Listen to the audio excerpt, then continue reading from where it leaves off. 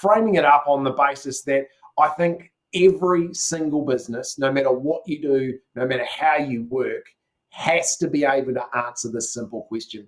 And my view is that every single customer of yours, every single consumer in the marketplace, at some point in every transaction, says either consciously, subconsciously, or verbally, says, why would I use or why should I use this company or this person?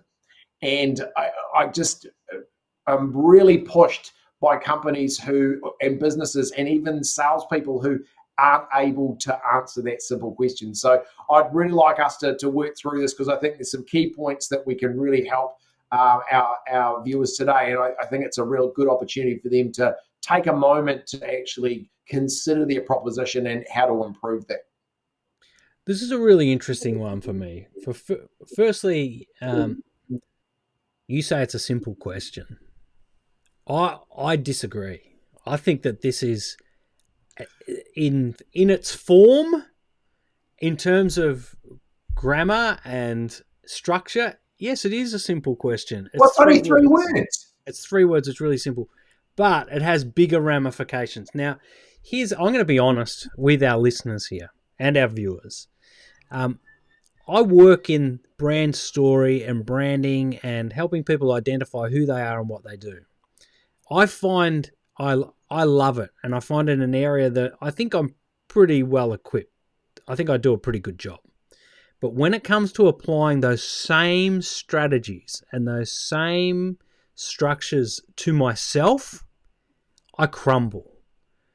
It is, and so that's why when you say, oh, it's simple, I get a bit heckly, Darren. I'm getting a little bit prickly. I'm like, mate, if it's so easy, why don't you come and fix mine? Because, and particularly I think it's amplified by the fact that we are going through such disruption, a tectonic shift for many industries and for many individuals in how they have to operate and approach business. It's tectonic. It's massive.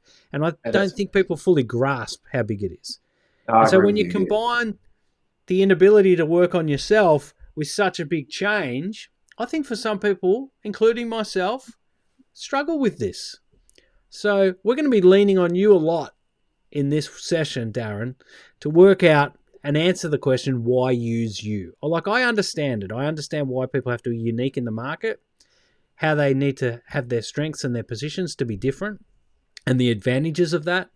But when it comes to applying it yourself, and that's what we're hoping people do today, they listen to this podcast or they watch this podcast and they start asking themselves, are they in the best position to gain more sales? Are they in the best position to sell their skills? Are they in the best position to solve the problems that they're there to solve? How do they sell that? What are the proof statements or the positionings and the testimonials? And then how do they communicate and deliver those messages? I think it's a lot harder than the question says it is.